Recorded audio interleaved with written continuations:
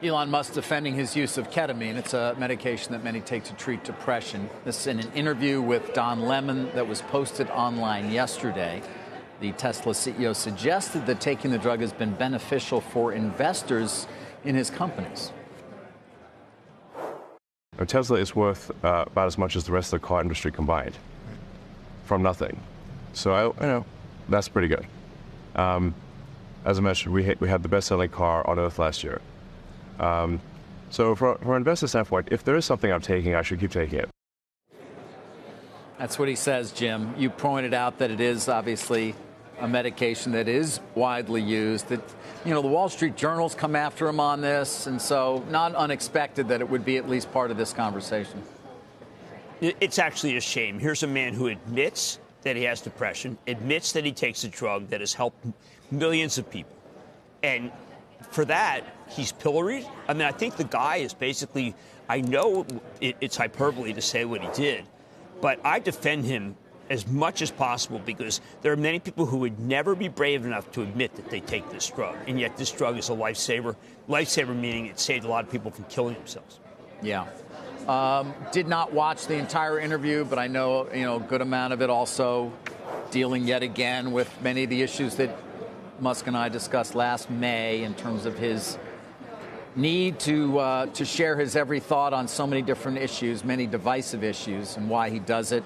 But, Jim, he did offer some things about the new Roadster, and maybe, I don't know if you have a reason why the stock was up yesterday, but maybe this is one reason, because he did talk about it sort of having some rocketry stuff in there, a combination of Tesla and SpaceX technology to create something that's not even really a car.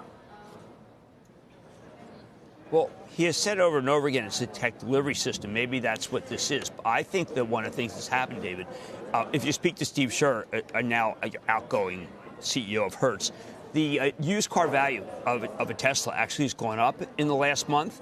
And that's allowed, that's often a floor. That's allowed Elon Musk to raise prices. That's something that is counterintuitive to the narrative that we think. But it might be true. David, the writing off of the EV is a little premature. As you and I both know, that we're all going to be driving EVs by 2030. I think that this is the bottom in the stock. I said that last night in Mad Money because I've been waiting for the prices of the used cars to bottom, and they are. So I'm excited about the Roadster. I'm excited about what he's doing. I just think that we need a refresh. There hasn't been a big refresh. This is a big refresh. It does matter tremendously. And in your interview, David, let me ask you. I got to ask you about in your interview, did you detect the importance of his mood in terms of creating this?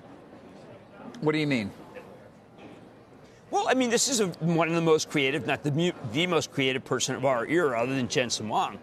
And why should we care that he needs a legal substance to be able to create things that you and I can't create?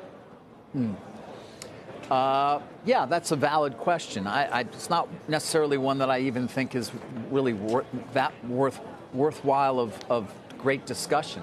To your point, sadly, there are a lot of people who deal with mental health issues in this country, and you want all of them to get the best treatment they possibly can. Yeah, I worked with J&J on this to be able to see what it can do for people, and it's remarkable. And I just hope that people recognize from this man that he actually just saved a lot of lives. I don't think he meant to, but he did.